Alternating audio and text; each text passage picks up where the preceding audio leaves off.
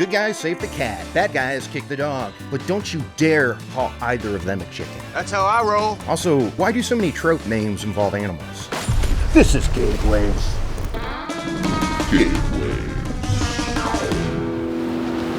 Howdy, wholeheads. Kurt Money here, alongside my co-host, Mrs. Columbo, to talk about the most offensive thing you could call a character in movies or TV, and that is chicken. Don't do it. Unless, of course, you want them to do something they shouldn't. Then, by all means, go for it, because then they'll totally do it. Nobody calls me chicken needles. Nobody! Perhaps the most famous version of this is in Back to the Future 2. Biff knows it. What did you call me, Griff?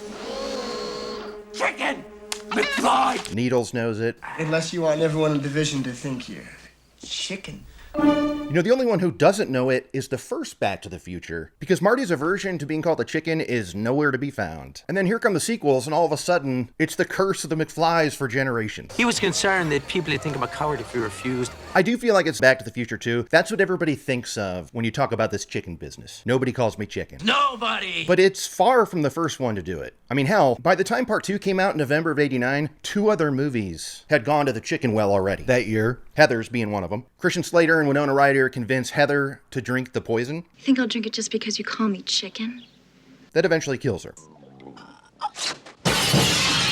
Then the year before that, Hot to Trot used it, but they used the more PG-13 version. Bobcat Goldthwait calls Dabney Coleman a chicken shit to convince him to race their horses against each other. Chicken shit? Who you calling chicken shit? Calling you chicken shit. Yeah, chicken shit. Of course it works, and Bobcat wins. Oh, and his horse is played by John Candy. Can't forget that. What do you think of this, Mr. Horse? Oh, yeah. Yeah, hey, thanks, Doc. While the 80s were definitely the decade for Nobody Calls Me Chicken to take off, I would say the true inspiration for it happened 30 years earlier in Rebel Without a Cause. I got the bullet! I mean, it is a huge part of this movie that somebody called James Dean chicken, and he's not here for it. I'm cute, too. Is that meaning me? Is that meaning me? What? Chicken! Yes. You shouldn't call me that. And it's cemented later when he straight up tells his dad, look, it was a matter of honor, dude. I had to do it. God called me chicken. They called me chicken, you know? Chicken? I had to go. I have questions about this game, though. The game itself is bonks. 2 people race each other towards a cliff. The first one to roll out of the car and not die, they're the chicken. Now, in the movie, it goes horribly, okay? Bully gets his arm caught. He goes over the ledge. Game over. Where's Buzz? Down there. Even the best possible outcome for this game of chicken requires you to trash 2 perfectly working automobiles. So, like, how many times can you play this game? You ever been on a chickie run? Yeah. That's all I ever do. So Rebel Without a Cause, definitely the birthplace of the Nobody Calls Me Chicken trope, but there's a few other things in this movie that get overshadowed that I want to talk about right now. One, James Dean is like super pissed off at his dad, played by Thurston Howell III, from Gilligan's Island, by the way. You see, the fuel in this jetpack has given me a propellant potency retention problem. How dare you talk that way in front of my wife? He's pissed off at him because he sports this little apron over his suit while he's serving his mom in bed. And don't... I mean, you don't... And 2, this is the wild one, okay? Natalie Wood's character, her whole arc is that she is pissed as all get out that her dad will not kiss her on the lips anymore. Haven't you forgotten something? What? What's the matter with you? You're getting too old for that kind of stuff, kiddo. I thought you'd stop doing that long ago. Now, look, I know it was the 50s, and I know that the themes of this movie are about how hard it is to grow up, and, like, they're coming to terms with they're soon going to be adults, and blah, blah, blah, blah, blah. Still, in this day and age, it's weird as hell to watch a scene where a dad has to slap his teenage daughter because she's all pissed because she's like, come on, why don't you smooch me anymore? She's like, aren't you forgetting something? Hello, the kiss on the lips that I get every morning? Girls don't love their father. Since when? Since I got to be 16? Stop that! Anyway, so I feel like definitely Back to the Future is referencing Rebel Without a Cause when they do it. I mean, hell, he's even got a red jacket on. Marty McFly equals Jim Stark. Nobody calls me chicken. But the chicken taunts didn't stop there, all right? Because the next one happened in Rookie of the Year from 1993. What's the matter? Chicken? Hey, I'm not chicken. Cut it out. Hey, what's this? This one's pretty funny. I mean, this was like peak comedy to 9-year-old Kurt, and also a hell of an insult, because I was right there with them going, this runner has no choice, okay? He's gotta try and steal that base. You throw the ball real high. I dare you.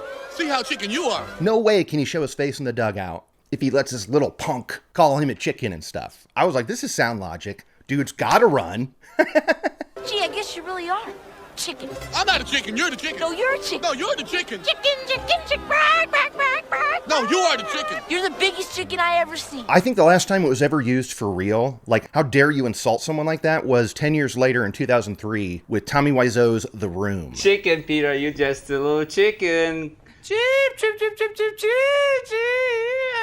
He sneaks in there twice. Now, I'm sure Tommy Wiseau of today would say, oh, that was a bit. That was just a bit. It wasn't a bit. He meant this. You're just a chicken. Chip.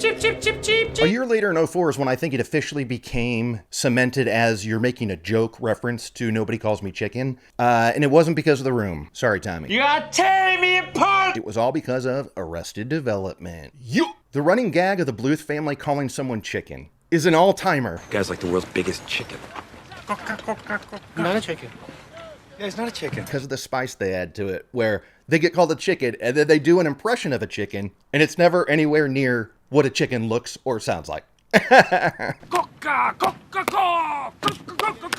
is not how chicken sounds.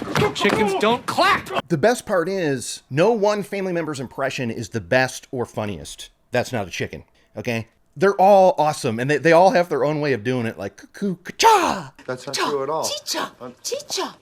What is that? Is that a chicken? You're just a big chicken. A-goodle-doodle-doo.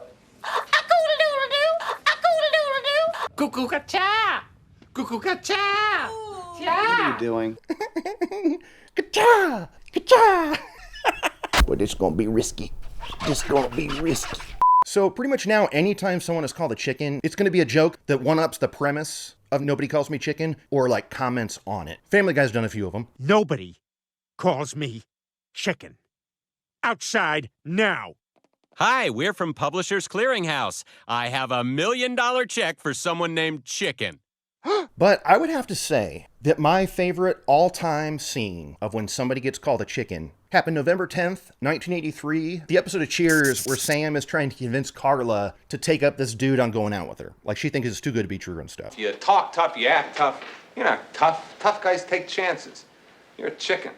Don't ever call me that. And the reason why it's my favorite sets it apart from every other chicken mome on this list. Something happens in here that none of the other scenes have ever done. Everybody else is like, what? You're calling me chicken? Well, I'll totally do the thing that I don't want to do to prove to you I'm not a chicken. That's not what Carla does. In this scene, Sam calls her a chicken, and she proceeds to beat the shit out of him.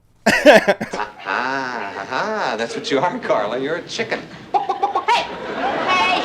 I want to go with you. You have been cruising on your looks for too long, buddy. I'm not gonna fight with you. Yeah, you are. It's gold. This just makes Carla the ultimate badass, okay? Everyone else is getting scared of being called a chicken. I'll do the dare. I'll do it to prove to you I'm not. Not Carla. She's like, put him up. We're throwing down right now because you don't ever call me a chicken. Let's go. Go! Come on. Come on, you're half my size. Get her! Ow! Come on, that's dirty! Look at... Nobody calls me chicken. See, I mean, I guess that does it. That's all the important times in movies or TV shows. Somebody called someone else a chicken, right? Never happened anywhere else. Huh? No. Yeah, right. Of course I'm missing one, and I planted a tease to it earlier. What about that third movie I mentioned from 1989 that does a chicken scene? By the time part 2 came out in November of 89, 2 other movies had gone to the chicken well already. Heather's being one of them. And now, time for the payoff, because you know what happened in the Burbs. Burbs boom. Art says it to Ray repeatedly to get him to go ring the doorbell at the Klopek house. Well, there, now you've blown it, haven't you? No, I didn't blow it. Chicken? He went into his house. Chicken? I'm not chicken because he went into his house. Well, he went into his... You know, you look like a chicken in front of your son and everything. Your son. And it works too because Ray does go up there, but also it backfires on Art because now he also has to deliver. Hey, you're gonna start selling chicken. Why Let's go so say hello. edgy? Come on. Try decaf. Come on. We both go inside and say hello. Are you chicken? Go for it, Mr. Peterson. Yes! Because everyone in the neighborhood's looking at him. Yeah, okay, yeah. Yeah, I'll go in with you. Sure, right. Okay, no problem.